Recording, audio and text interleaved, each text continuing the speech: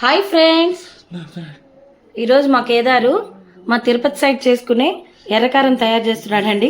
వాటికి కావాల్సిన ఇంగ్రీడియంట్స్ అన్ని రెడీ చేసుకుంటున్నాడు. ముందుగా ఇలా ఎండుమిర్చిని శుభ్రం చేసి పెట్టుకోవాలి.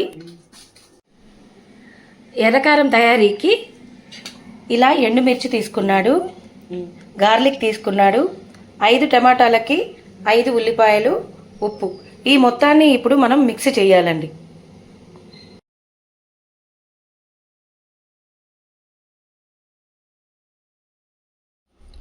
ఇప్పుడు ఈ చట్నీ పోపు కోసం ఆయిల్ వేకేదా, ఆయిల్ కొద్దిగా వేసుకోవాలి.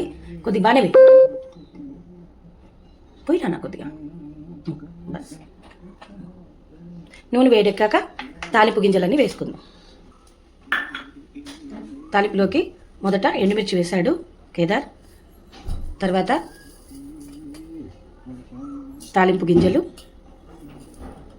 ఆవాలు, మినపప్పు, జీలకర్ర,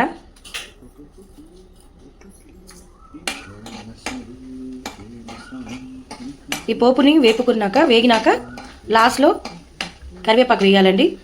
పోపు వేగిందండి, ఇందులో కరివేపాకు వేశాడు. కరివేపాకుని కూడా కొద్దిగా వేగనిచ్చాక ఈ మిక్సీ చేసి పెట్టుకున్న పచ్చడిని కూడా ఇందులో వేసేసేయాలి.